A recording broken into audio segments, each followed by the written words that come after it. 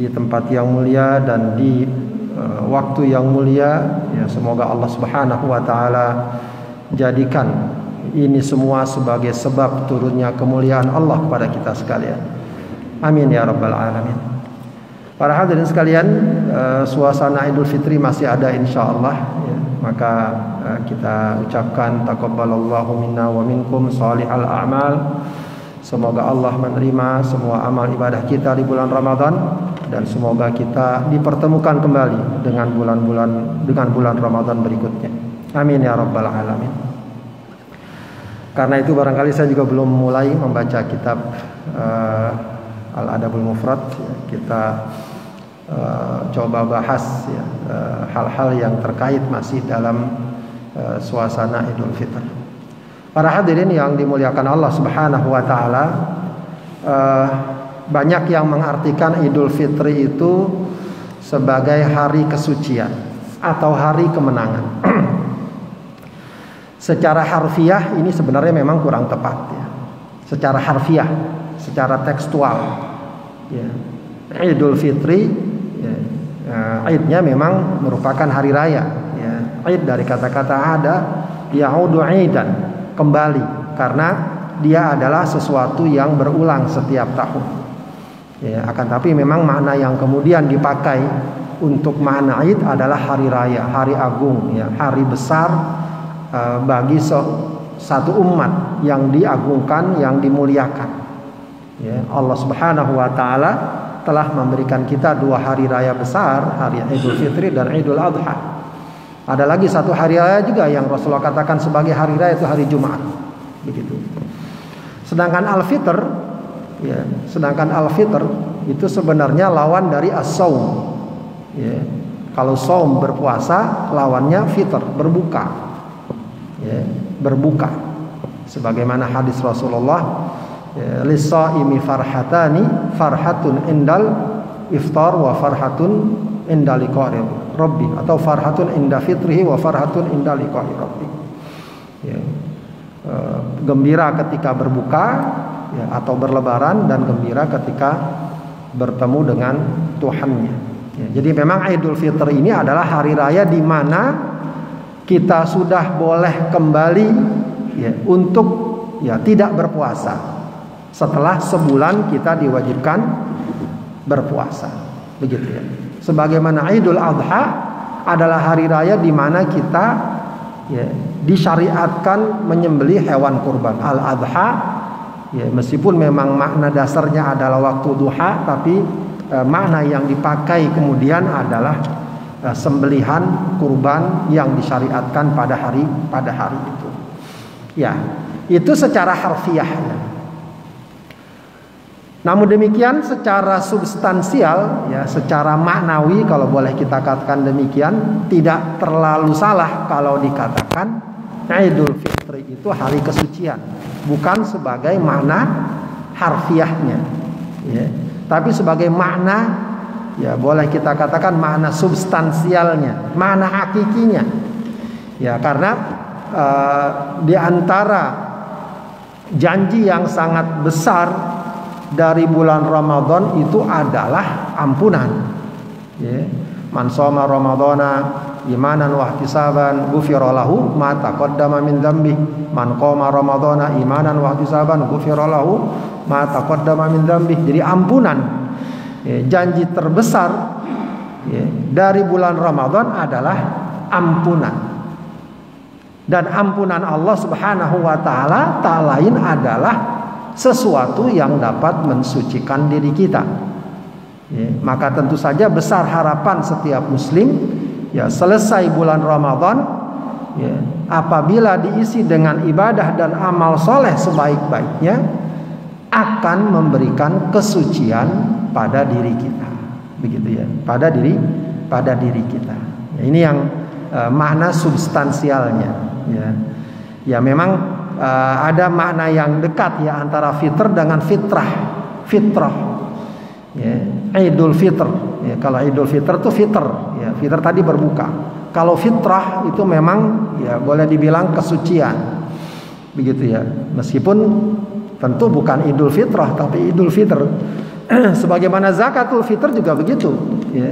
Kalau kita memang sudah kadung menyebutnya dengan zakat fitrah, ya. Kalau dalam bahasa Arab bukan zakat fitrah, tapi zakatul fitr. Begitu juga maknanya, zakatul fitr itu zakat yang memang terkait dengan lebaran, ya. Zakat yang terkait dengan lebaran, ya. Zakat yang dikaitkan, ya, agar orang-orang yang tidak mampu diberikan kecukupan sehingga di hari lebaran pun mereka dapat, ya, melaluinya dengan cukup, ya, dapat bergembira bersama kaum muslimin, ya. Karenanya sebenarnya zakat fitrah itu waktu mulai mengeluarkannya adalah setelah maghrib, ya, meskipun para ulama membolehkan menyegerakannya setelah maghrib, setelah masuk 1 Syawal, ya, setelah masuk 1 Syawal malam lebaran. Ya, meskipun para ulama membolehkannya mengeluarkannya sehari 2 hari sebelumnya, atau ya ada juga yang berpendapat beberapa hari sebelumnya. Ya, jadi memang zakatul fitr juga terkait dengan masalah lebaran. Jadi kita katakan tadi, walaupun makna harfiahnya bukanlah artinya kesucian, tapi dari segi maknawinya, dari segi hakikatnya, ya tidak terlalu salah kalau diartikan Idul Fitri adalah hari kesucian. Tidak juga terlalu salah kalau dikatakan Idul Fitri adalah hari kemenangan, ya, secara hakiki, secara substansial, ya. Kenapa? Ya karena bagi seorang muslim kemenangan yang hakiki kapan? Ketika kita tunduk dan patuh kepada Allah, ya.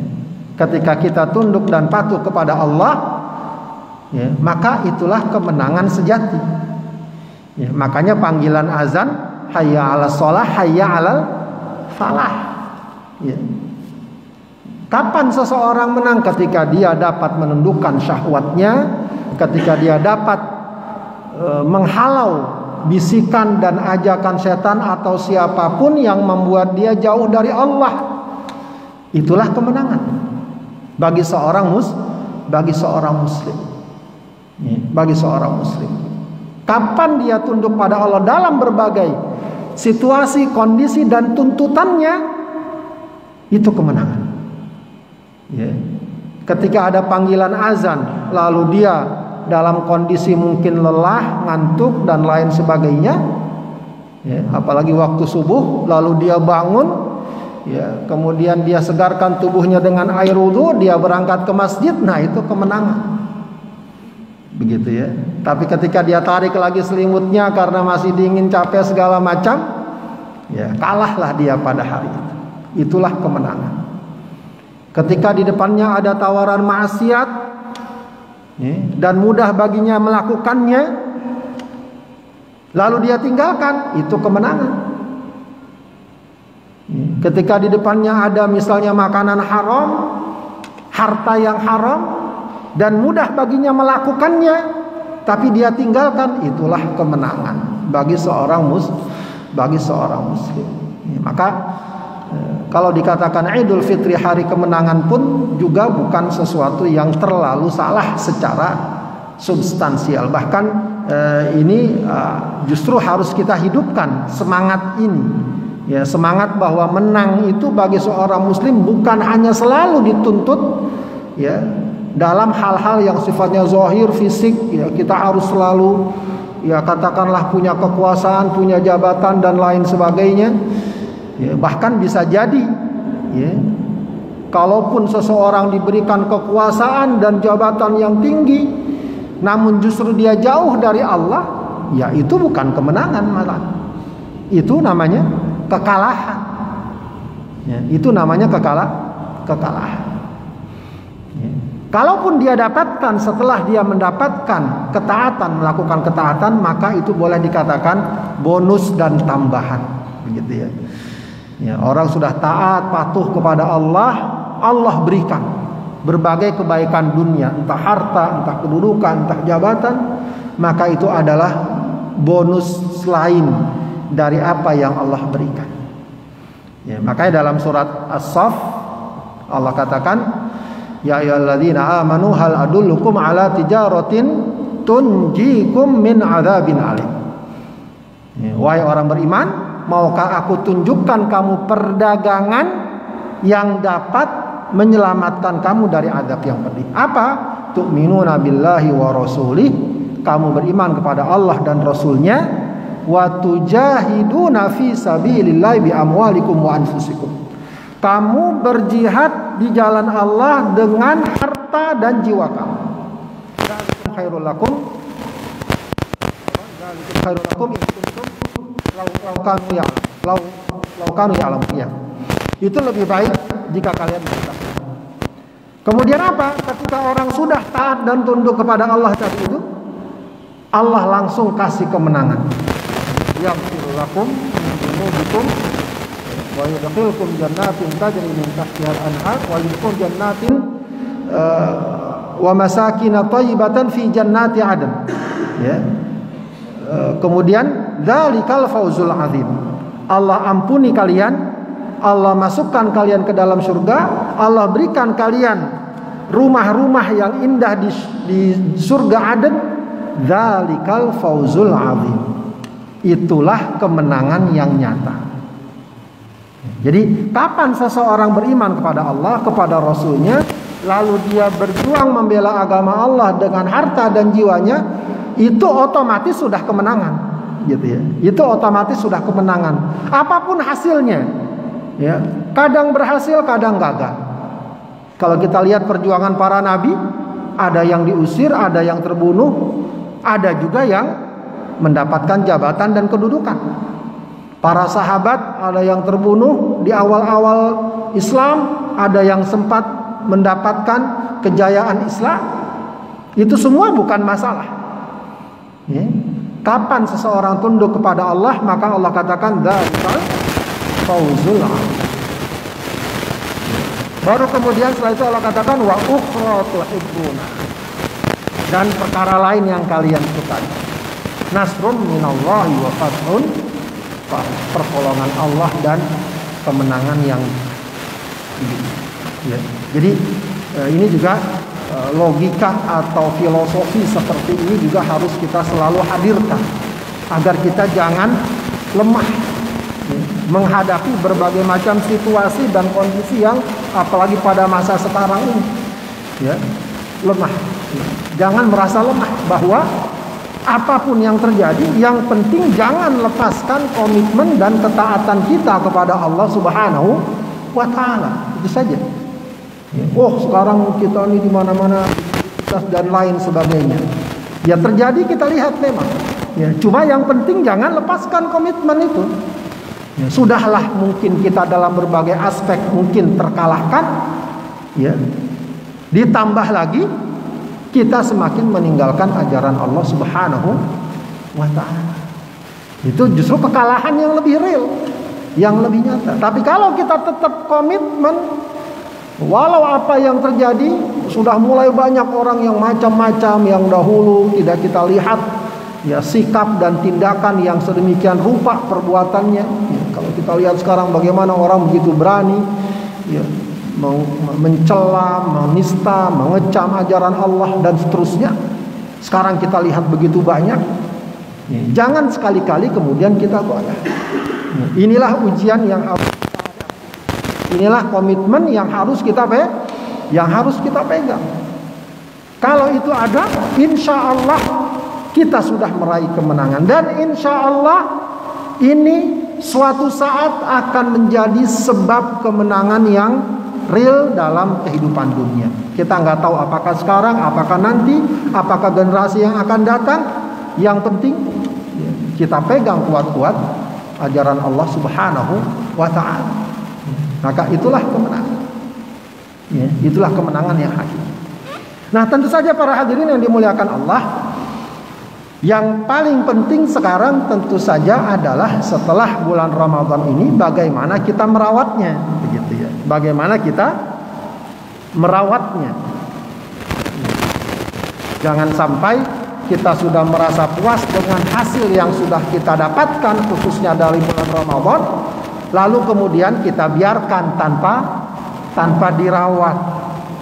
Ya, ibarat petani ya, Ibarat petani, dia sudah punya bibit unggul, lahannya subur, dia tanam.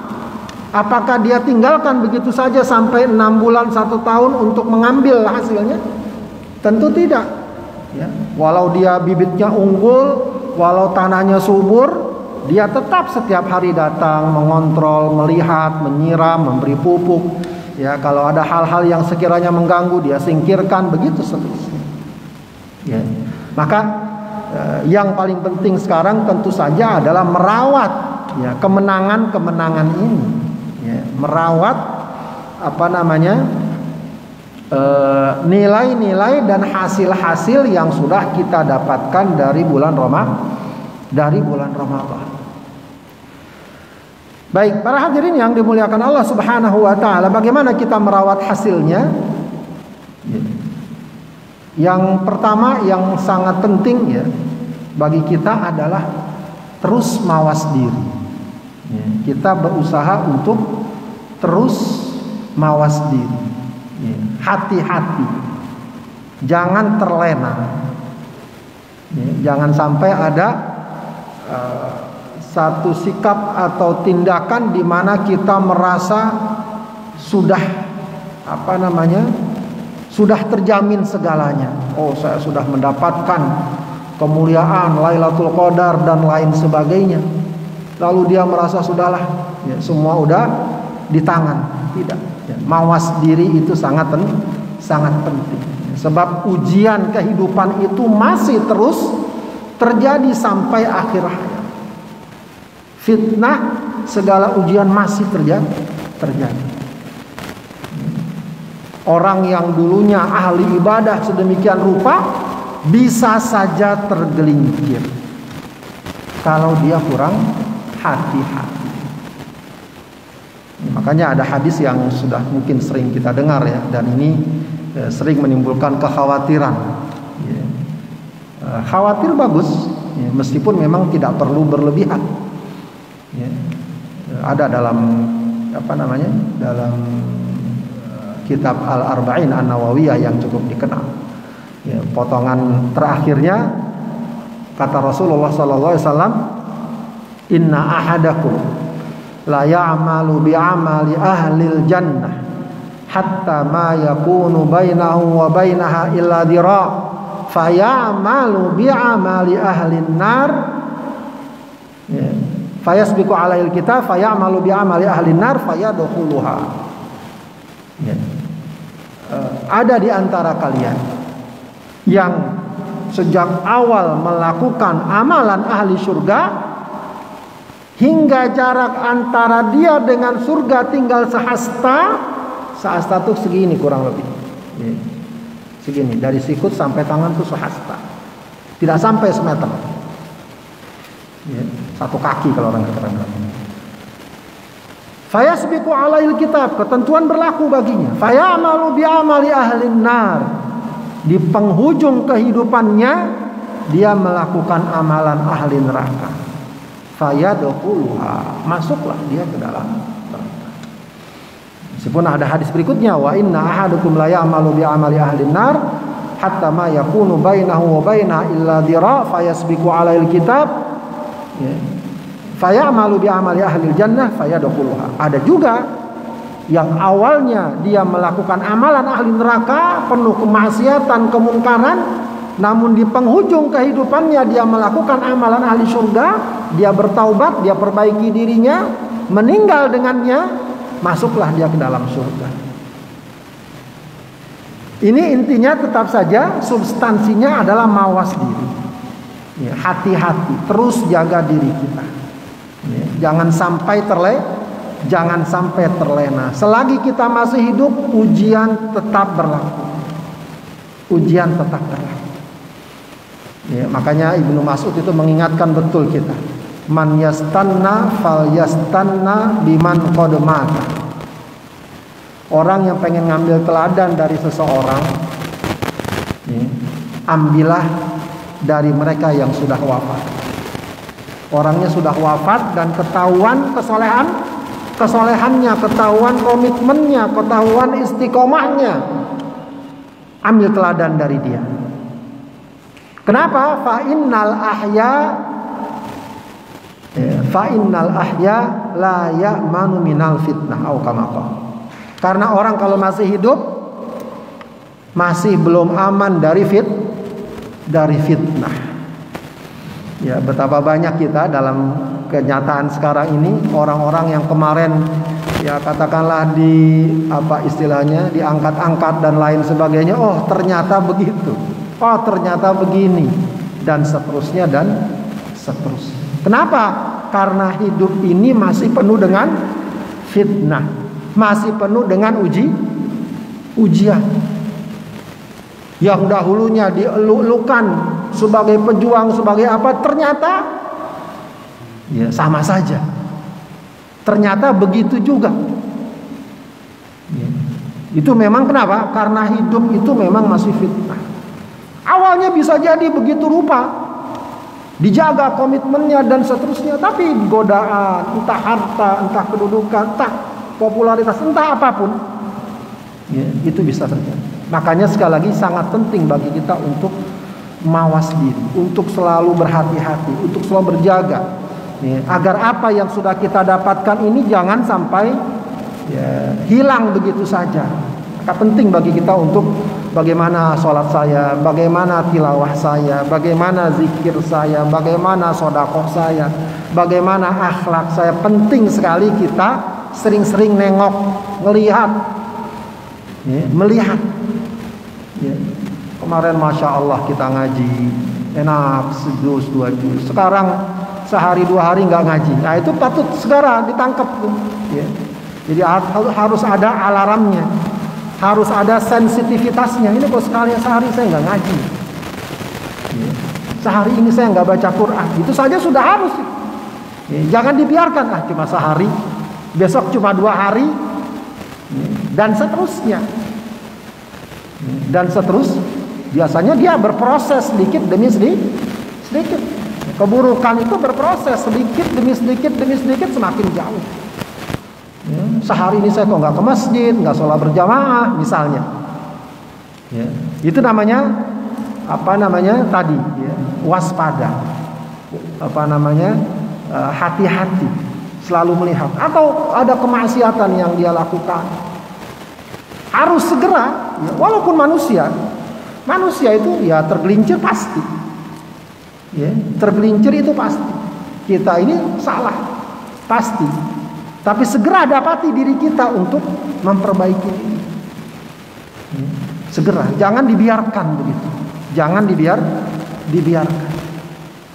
Ya, makanya dalam Al-Quran ketika Allah mendefinisikan atau menyebutkan ciri-ciri orang bertakwa, bukan orang yang tidak pernah berbuat dosa, tapi orang yang kalau dia berbuat dosa, walladzina idza fa'alu fahishatan aw zalamu anfusahum dzakarullah wastaghfaru lidzunubihim.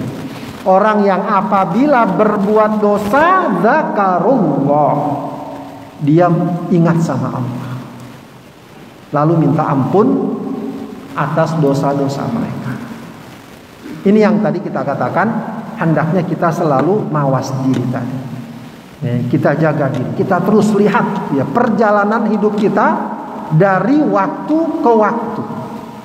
Ya, jangan sampai hilang kesadaran. Ya, banyak orang yang baru ingat setelah 50 tahun, setelah 60 tahun, setelah 70 tahun. Itu masih mending sebenarnya. Ya, masih mending. Yang bahaya itu kalau ingatnya sudah meninggal, itu yang bahaya. Ya, dalam Al-Quran banyak sekali Allah ingatkan dalam Al-Quran kisah-kisah orang-orang yang ya itu tadi, baru ingat, baru sadar, ya, baru pengen balik setelah sudah terlambat segalanya. Ya.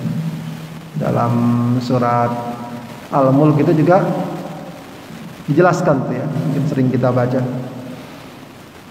Wadala kafir ber'adzabu jahannam wa bisal masjid idza ulqu fiha sami'u laha shahiqa wa hiya tafur takadu tamayyazu minal ghaid kullama ulqiya fiha faujun sa'alum khazanatuha alam ya'tikum nadhir. Emangnya enggak ada yang ngingetin kalian? Ya. kalian masuk neraka gini segala macam. Sekarang emang dulu waktu hidup nggak ada yang ngingetin, ya nggak ada ustadz yang nyampein. Qalu bala qad ja'ana nadhir, ya nggak ada, sudah ada orang yang nyampein. Fakadzabna wa qulna ma nazzalallahu min syai'. Tapi kami dustakan, Allah nggak turunkan apa-apa. Ya, kami dustakan. Fakadzabna ma nazzal min syai' in antum illa fi dhalalin kabir. Wa qalu law kunna nasma'u aw na'qilu ma kunna fi ashabis sa'ir. Baru dia ngomong, law kunna nasma'u aw na'qilu ma kunna fi ashabis sa'ir. Fa'tarafu bi dzambihim fasuhqal li ashab. Seandainya, kalau seandainya berat. Seandainya dulu kami mau dengar, kami mau berakal, kami mau memahami, ya, kami nggak akan jadi penghuni neraka sa'ir. Fatarafu bidzam, baru ingat dosa, ya, baru ingat dosa. Tapi di sana, di akhirat. Kalau mau ingat dosa sekarang, ya, jangan di akhirat. Di akhirat percuma. Ente mau taubat berkali-kali percuma kalau mau taubat di dunia. Begitu. Jadi penting sekali kita mawas diri dari dalam diri kita. Ya, jadi kesadaran itu memang yang paling utama dari dalam diri. Kalau dari luar itu pendorong, penopang. Makanya nanti setelah mawas diri, yang kita butuhkan juga adalah dari luar memang. Ya, sebagai upaya untuk merawat ini kita butuh nasihat. Ya, kita butuh support, kita butuh orang-orang yang mengingatkan kita. Ya. Itu juga sebagai upaya untuk menghadirkan mawas diri juga sebenarnya. Tapi mawas diri yang paling utama kalau ada kesadaran dalam diri sendiri. Ya, jadi ya kita kadang-kadang baru ingat dosa kalau ada yang ngingetin. Ya, sangat indah sekali kalau kita sudah ingat dosa dari diri kita langsung. Kita sendiri yang mengingatkan, oh tadi begini, tadi begitu. Ya, itu lebih jujur biasanya. Lebih. Tapi memang kita butuh juga, butuh nasihat, ya, butuh peringatan, butuh orang mengingatkan. Walau itu saja, walau berulang-ulang, ya, sangat butuh. Makanya ad-dinu an-nasihat, agama itu nasihat. Agama itu nasihat. Kita hadir di majelis-majelis ilmu, insya Allah kita udah tahu ilmunya, tapi bukan cuma itu yang kita butuhkan. Kita butuh sesuatu yang dapat masuk dalam hati kita, ya, masuk dalam. Karena ilmu itu bukan, kata Imam Malik, al ilmu laisa bikathratir riwayat. Ilmu itu bukan semata banyaknya hafalan teori yang kita tahu, ya, tapi yang namanya ilmu itu apa? Nurun yakdhifuhullahu fi qalbi ahadi. Cahaya yang Allah masukkan ke dalam hati. Nah ini yang berat, ya. Ilmu yang seperti yang ini. Cahaya masuk dalam hati, menerangi jiwa, kemudian menggerakkan diri kita. Itu ilmu. Soal sholat, siapa yang nggak tahu orang Islam sholat? Sholat berjamaah, sholat malam, tilawatul Quran, siapa yang nggak tahu? Ya, tapi betapa banyak orang yang hal tersebut tidak mampu menggerakkan dirinya. Nah, yang kita butuhkan ilmu seperti ini. Makanya para ulama atau ulama dalam Al-Quran bukan sekedar dia punya ilmu, tapi yang kemudian membuatnya takut kepada Allah. Innama yakhshallaha min ibadihil ulama. Maka para hadirin sekalian, upaya untuk merawat dan menjaga semua hasil ini adalah terus kita, ya, selain mawas diri, dengarkan nasihat, dengarkan ajaran-ajaran Allah, ajaran Rasulnya yang disampaikan oleh para ulama, yang disampaikan oleh para kiai, oleh para guru dan lain sebagainya. Ya, karena itu sesuatu yang memang sangat juga kita butuhkan. Ya, kita butuhkan. Jangankan kita, ya, Rasul saja, Rasulullah SAW mendapatkan nasihat dari Allah Subhanahu wa Ta'ala, mendapatkan nasihat. Kadang dikasih nasihat oleh malaikat. Ya, mungkin kita tahu kisah yang terkenal, ya, kisah dalam surat Abasa wa Tawalla ketika Rasulullah ditegur saat tidak memperdulikan kedatangan Abdullah bin Ummi Maktum. Ya, nasihat, ya, itu nasihat. Siapapun kita butuh nasihat. Siapapun kita. Begitu, ya. Yang berat adalah ketika seseorang sudah merasa tidak perlu nasihat. Sebab orang kadang-kadang, ya, ya dalam kedudukan dan posisinya, ya, bisa jadi di satu sisi orang juga takut nasihatin dia, di sisi lain dia sendiri sudah merasa besar. Nah, itu yang berat. Ya, itu yang berat. Anak melihat orang tuanya keliru, anaknya takut nasihatin orang tua. Orang tuanya juga mungkin sudah kadung, merasa ya sudah lebih tua misalnya. Betapa kita membutuhkan nasihat. Maka ya bukan berarti anak tiba-tiba langsung nasihat orang tua dengan bahasa bagaimana begitu. Ya, tapi paling tidak ya dicari upaya untuk bisa memberikan nasihat. Makanya dalam Al-Quran, keselamatan itu setelah beriman dan beramal soleh adalah saling memberikan nasihat. Maka ini juga satu hal penting bagi kita untuk merawat ya apa yang sudah kita dapat dari bulan Ramadan. Perkara lain lagi juga adalah ilmu. Ya, ilmu juga penting. Ilmu juga sesuatu yang harus kita upayakan, karena ilmu ini dapat merawat pemahaman. Sebab para hadirin sekalian, dalam Islam ini ya, sebagaimana mungkin pernah saya sampaikan ya, yang sangat dibutuhkan bukan sekedar kita beramal, tapi juga ada ilmunya. Ya, sebab istiqomah itu bukan orang yang penting dia beramal, tapi amalnya terkendali, terkontrol. Ya. Dia sholat betul, tapi sholatnya melampaui batas. Itu bukan istiqomah juga nanti. Jadi melampaui batas, namanya ghulu. Nah, salah satu penyebab ghulu ini ilmunya ya, tidak cukup. Dia pikir kalau dia semakin beribadah semakin bagus, padahal belum tentu. Ya, belum tentu. Ya. Udah dia lagi safar, capek, dia paksain puasa. Ya. Secara gambaran sederhana bisa jadi orang mengatakan dia betapa hebatnya ibadah walau sedang capek. Dalam ilmu Islam itu bukan hebat, itu keliru. Itu keliru. Ada dua orang sahabat Nabi ya, lagi jalan dalam perjalanan. Mereka tidak menemukan air untuk berwudu sholat. Maka mereka tayamum. Sholatlah mereka berdua. Gak lama kemudian mereka dapatkan air.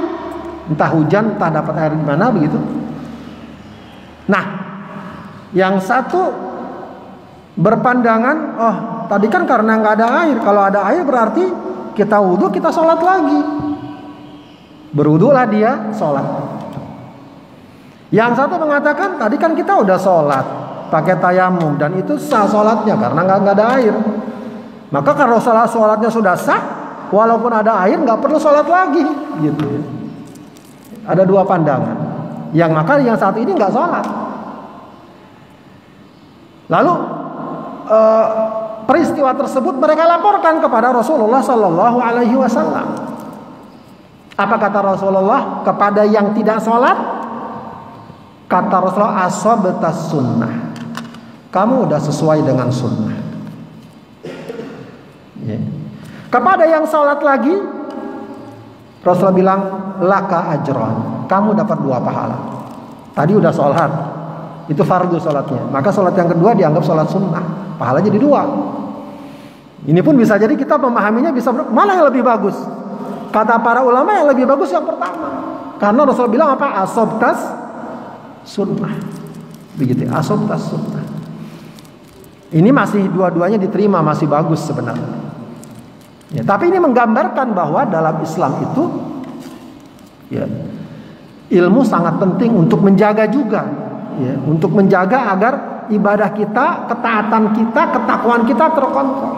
Sebab dalam Islam itu yang dilarang bukan cuma orang yang gak sholat, tapi orang yang sholat melampaui batas. Orang yang gak sedekah, tapi orang sedekah tapi melampaui batas. Ada seorang sahabat Sa'ad bin Abi Waqqas, ya Rasulullah, saya mau sedekahin semua harta saya. Gak boleh sama Rasulullah. Padahal betapa mulianya dia ingin menyedekahkan semua harta. Begitu ini. Nggak boleh. Jadi memang betul-betul terkontrol. Ya. Sebab kalau tidak, bisa jadi ini akan menjadi sebab juga dari melencengnya atau menyimpangnya seseorang dari Allah, ya. Memusuhi atau mencela, menghina para rasul nggak boleh dalam Islam. Lalu bagaimana yang menghormati? Bagus, tapi berlebihan juga nggak boleh. Ya. Orang Yahudi sering, ya, menista atau memusuhi para nabi. Orang Kristen mereka menghormati, tapi melampaui batas. Itu juga nggak boleh. Ya, itu nggak boleh. Nah, apa obatnya masalah ini? Ilmu, pemahaman. Maka penting kita terus jaga pemahaman kita. Yang namanya ngaji, belajar juga sesuatu yang terus menjaga agar berimbang. Makanya menarik ya, saya sering sampaikan juga dalam kitab Riyadhus Shalihin itu Al-Imam An-Nawawi rahimahullah, dalam bab pertama itu ada bab al-hatsu 'ala ta'ah, anjuran untuk melakukan ketaatan, al-hatsu 'ala kathratil a'malis shalih, anjuran untuk memperbanyak amal soleh, semangat bahkan mujahadah, bersungguh-sungguh beramal. Tapi di bab yang lain ada apa?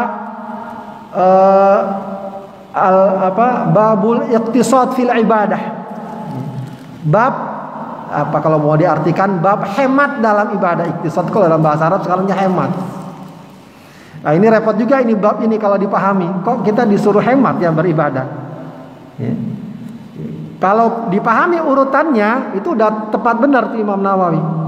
Kenapa? Karena bisa jadi orang setelah membaca dorongan dari hadis-hadis yang menganjurkan untuk ibadah, bisa jadi dia beribadah sedemikian rupa, begitu ya, tidak terkontrol lah begitu. Ya, maka di sini ada bab yang menganjurkan untuk berimbang tadi. Karena di sana akan dicantumkan hadis misalnya tentang hadis Abu Darda yang terkenal ya. Salman Al-Farisi main ke rumah Abu Darda, keluarganya ya nggak keurus lah kasarnya. Kenapa? Abu Darda sudah sibuk beribadah. Ya. Maka kata Salman, Tuhanmu punya hak, keluargamu punya hak, diri kamu punya hak, masing-masing penuhi haknya. Ya, masing-masing penuhi haknya. Maka ilmu ini penting juga untuk menjaga, ya, istiqomah kita, komitmen kita. Makanya Khidir itu ketika Nabi Musa mau ikut, kamu nggak bisa ikut lah, nggak bisa ikut saya. Kenapa? Wa kaifa tasbiru ala ma lam tuhit bihi ilma. Bagaimana kamu bisa sabar dengan sesuatu yang kamu ilmunya nggak punya?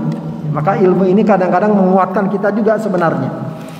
Ya, kalau kita udah tahu Islam tuh begini dan seterusnya, insya Allah kita jadi kuat.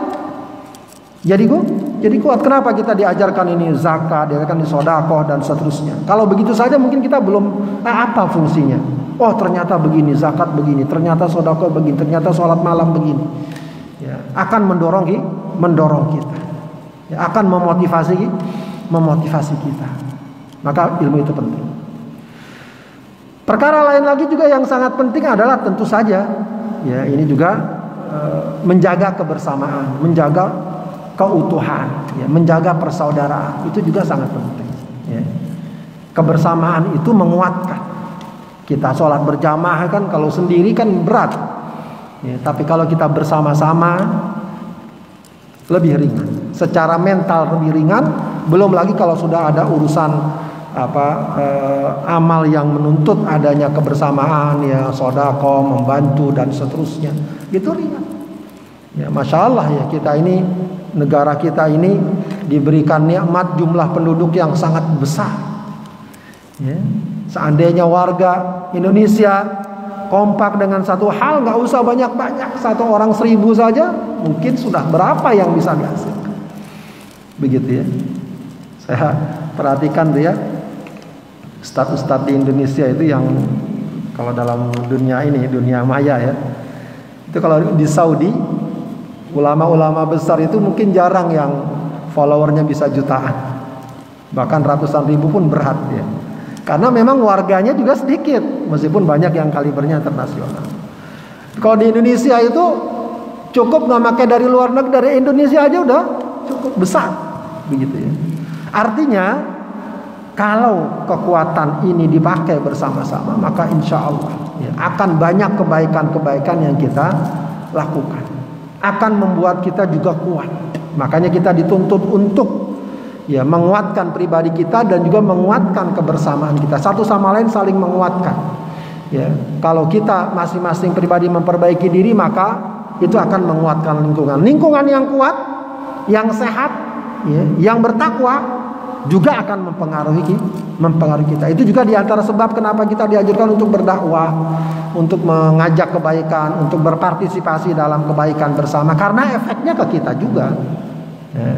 Semakin masyarakat terbentuk baik, semakin kita juga terdorong untuk selalu berbuat baik. Kita berada di lingkungan, Masya Allah, kalau sholat berjamaah orang-orang ke masjid dan seterusnya, lama-kelamaan akan memberikan pengaruh.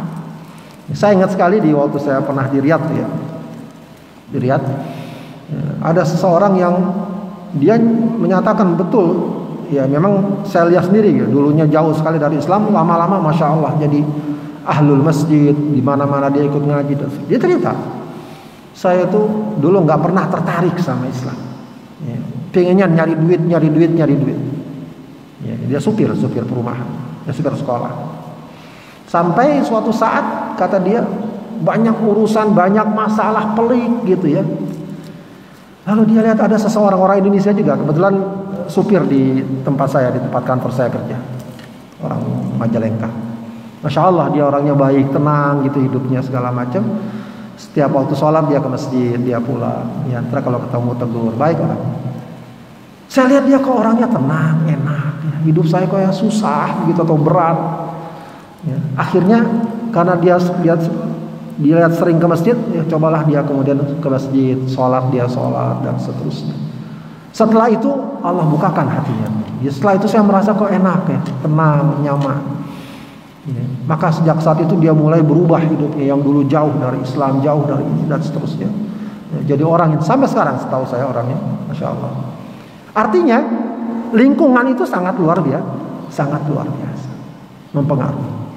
Maka dari itu kita sangat dituntut untuk punya peran ya, membentuk ya, lingkungan yang baik, pergaulan yang baik, karena memang ini sangat menentukan ya. Dan tentu saja bagi umat Islam ya, yang namanya persatuan, yang namanya ukhuwah ya, dia sesuatu yang mutlak ya. Tidak bisa begitu saja kita abaikan. Ya, walau dengan bahasa-bahasa akidah, ibadah, oh enggak, dia enggak benar akidahnya segala macam, tidak. Ya, tidak sampai kita kemudian mudah membuat orang ya di luar dari kita. Ya.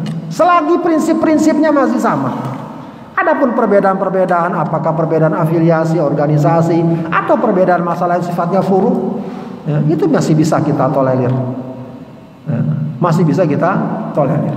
Apalagi para hadirin sekalian, kita tahu sekarang ya bagaimana di Palestina dan seterusnya. Ini sangat sekali membutuhkan kebersamaan, kekuatan, ukhuwah dan seterusnya. Ya. Jadi memang sebenarnya umat Islam ini setelah keimanan, salah satu kunci kekuatannya adalah persatuan. Itu saja. Ya. Tapi keimanan kuat, persatuan lemah, ya sudah. Ya.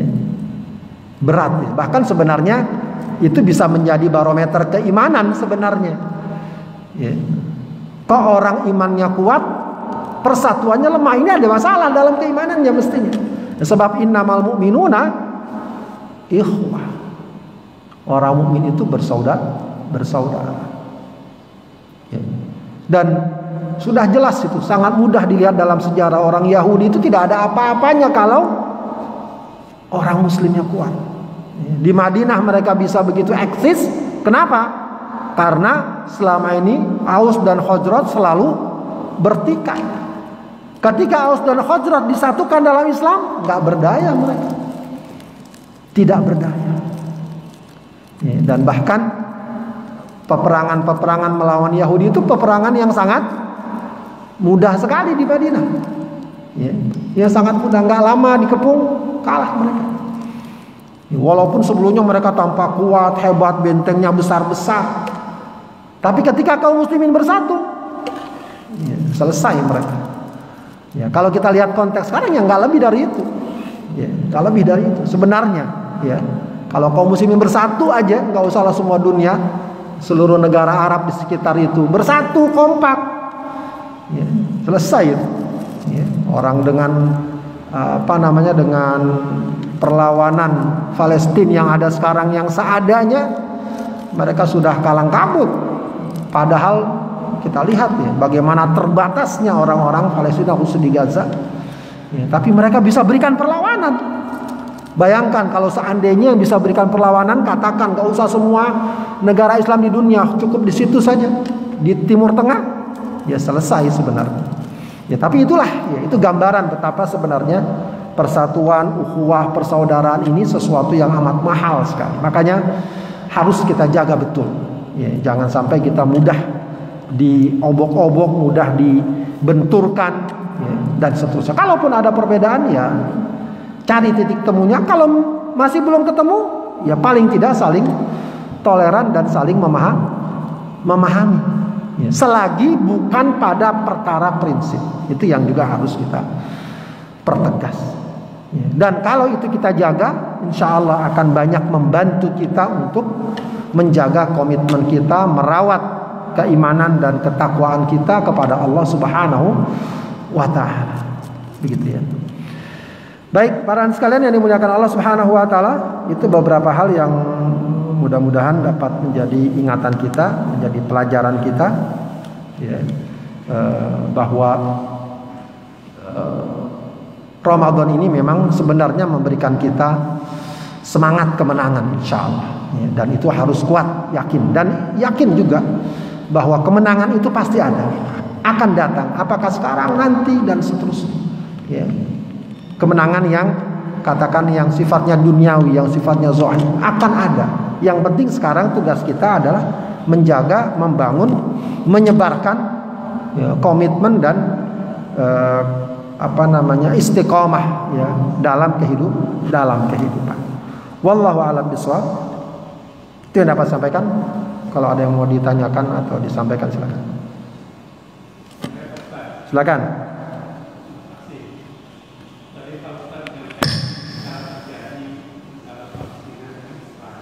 Kenapa, Pak? Itu yang tadi Pak Ustaz sampaikan. Ya. Itu negara-negara Arab itu tidak kompak. Negara-negara itu penyebarannya kenapa? Yang kedua, kita kan sudah jelas itu sebenarnya Palestina. Ketika lihat di itu ada suatu kegiatan yang dilakukan di Israel. Kita kalau mengirim utusan dari MUI, kenapa bisa begitu? Ya, ini banyaklah masalahnya ya. Kenapa kok nggak bersatu, khususnya di Arab segala macam? Ya itu banyak saya kira kaji. Tapi wallahu alam ya. Wallahu alam yang mungkin banyak saya kira kajian-kajiannya dan lain sebagainya. Ya. Tapi kalau mungkin bisa kita sederhanakan, urusannya lebih banyak kepada kekuasaan, kursi kekuasaan. Artinya ketika pemimpin lebih mendahulukan bagaimana agar kursi kekuasaannya aman ketimbang yang lainnya, ya, itu yang terjadi. Begitulah ya, mereka siap, ya, melakukan sesuatu yang bisa jadi malah, ya, menimbulkan kerugian bagi kaum muslimin. Ya ini kurang lebih sama lah ya, sebagaimana ada seorang penyusun buku namanya Muhammad Abduh, ya, bukan Muhammad Abduh yang tokoh yang terkenal itu, bukan. Sekarang dia menulis buku Ayu'idut Tarikh Nafsuh, apakah sejarah akan berulang. Dia mengambil setting masa-masa kejatuhan Andalusia setelah 7 atau 8 abad berkuasa di Eropa. Salah satu sebab kejatuhan Andalusia itu ketika sudah muncul negara-negara kecil dan masing-masing negara ini berusaha untuk mempertahankan, ya, raja-raja tadi, ya, mempertahankan kekuasaannya, yang untuk itu mereka rela, ya, berkomplot dengan kekuatan kafir untuk memerangi saudaranya. Begitu. Itu terjadi. Ya tentu saja mereka membela orang tersebut atau raja tersebut dengan kompensasi. Kompensasinya apa? Ya itulah kemudian akhirnya lama-kelamaan Andalusia kemudian jatuh. Jadi bukan karena musuh terlalu kuat, tapi kita yang kemudian terlalu lemah sehingga karena tidak ada persatuan. Kurang lebih seperti itu ya. Kalau mau lihat gambaran-gambaran sekarang, ya kenapa tidak bersatu? Ya karena yang paling penting kekuasaan saya aman, begitu ya. Jabatan saya aman. Ya. Mau kemudian ini begini, mau kemudian itu begitu dan seterusnya. Meskipun bukan berarti orang nggak peduli kekuasaan, tidak. Tapi kalau seandainya orang tegakkan keadilan dan lain, dengan sendirinya kekuasaan itu akan terjaga. Ya, jadi kadang-kadang salah orang mengartikan kekuasaan harus dipegang, dikuat. Ya cuma megangnya dengan cara, ya katakanlah kekerasan dan lain sebagainya. Harusnya kalau mau dipegang kekuasaan itu dengan keadilan. Ya, dengan kesejahteraan rakyatnya, dan yang paling utama tentu bagi seorang muslim dengan menjaga aturan dan syariat Allah Subhanahu. Kalau itu dijaga sebenarnya selesai. Rakyat dengan sendirinya akan mendukung. Ya, tapi yang ada seringkali tidak demikian. Ya, dari segi keadilan segala macam tidak dia jaga, rakyat ya tadi ditakuti dengan kezalimannya, dengan otoriternya dan lain sebagainya. Ya, mereka lemah, mereka cari faktor-faktor yang dapat menguatkan, dan itu dari luar. Ya, tentu saja pihak luar akan meminta kompensasi, ya, dan begitulah seterusnya sehingga mudah sekali diobok-obok begitu ya, mudah sekali dilemahkan. Ya, kalau kita lihat di beberapa negara itu dengan Zionis begitu rupa, begitu mereka sudah mulai normalisasi dan lain. Sementara dengan umat Islam, ya, sebegitu rupa juga kesan untuk memusuhinya dan semacamnya. Wallahu a'lam. Kalau MUI mengirim utusan kayaknya enggak ya. MUI ya. Mungkin pribadi kayaknya. Yang ada pribadi kayaknya. Ya ada beberapa pribadi yang ya mungkin istihad atau apa begitu ya, ingin ya, mengharapkan sisi lain ya, bahwa mungkin kalau kita berbuat baik atau menampilkan kasih sayang kemudian mereka jadi baik ya. Padahal ya siapapun tahu kalau melihat sejarah Yahudi itu dan sejarah Yahudi Zionis di Palestina sudah jelas lah ya. Sudah jelas mereka datang dengan kekuatan, datang dengan membawa apa istilahnya misi penjajahan, itu sudah jelas, dan itu sudah banyak perbincangan, bahkan di PBB sekalipun sudah banyak sekali hal itu ya. Maka sebenarnya yang bisa menghadapinya adalah kekuatan. Makanya ada ungkapan di tengah masyarakat itu atau di tengah kaum muslimin, ma ukhidha bil quwwah la yustaradu illa bil quwwah.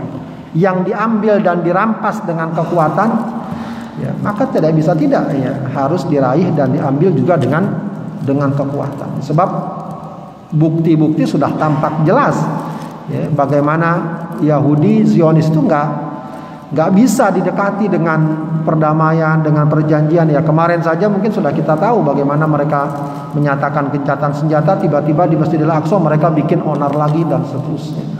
Yahudi itu memang begitu, dia karakternya nggak hilang-hilang dan jelas ini memang masalah penjajahan ya, semestinya sudah jelas ya. Belajar dari sejarah bangsa kita pun sudah jelas. Memang tidak kita nafikan kalaupun ada perundingan-perundingan itu iya, tapi mengharapkan begitu saja dari Zionis perundingan ya memang berat ya sebenarnya. Sebenarnya kalau di Palestina sendiri juga yang berat.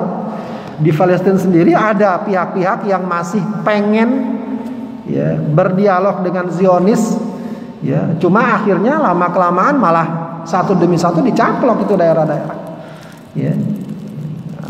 Satu demi satu dicaplok ya, ketika mereka masih mengharapkan kebaikan-kebaikan dari kaum Zionis. Ya, bahkan akhirnya tidak jarang mereka juga memusuhi ya, sebagian saudara-saudaranya di Palestina sendiri yang ingin berjuang memerdekakan Palestina. Yaitu memang tantangan yang sangat yang ada ya. Tapi insya Allah kalau kita lihat sekarang ya, makanya di antara analisa yang banyak kemarin itu dari hasil perjuangan Palestina yang ada sekarang ini, boleh dibilang bahkan di Palestina bahkan juga meskipun ini sebagian pada masyarakat umum ya, sebuah kesadaran bahwa perjuangan Palestina memang mau tidak mau harus diperjuangkan. Mengharapkan begitu saja kebaikan Zionis ya, tidak bisa diharapkan. Mau tidak mau harus diperjuangkan ya. Maka bagusnya diantara hasil yang ada sekarang ini adalah sebuah kesadaran bahwa ini sumber dan akar masalahnya adalah penjajahan, itu saja. Sumber dan akar masalah dari semua ini adanya penjajahan Zionis terhadap bangsa Palestina. Itu saja masalah. Sebab Palestina sudah ada sebelum Zionis datang. Bahwa dahulu kan zamannya Nabi Daud, zamannya itu terlalu jauh.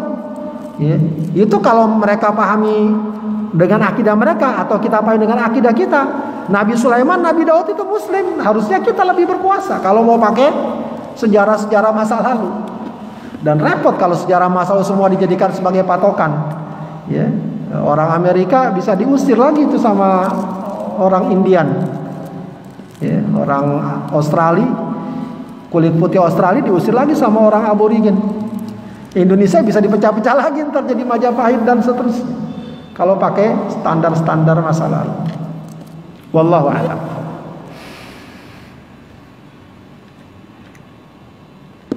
Baik, kalau tidak lagi kita cukup sampai di sini, Bapak Ibu sekalian. Mudah-mudahan bermanfaat. Pada tutup sekian, subhanakallahumma wa bihamdika asyhadu an la ilaha illa anta astaghfiruka wa atubu ilaik.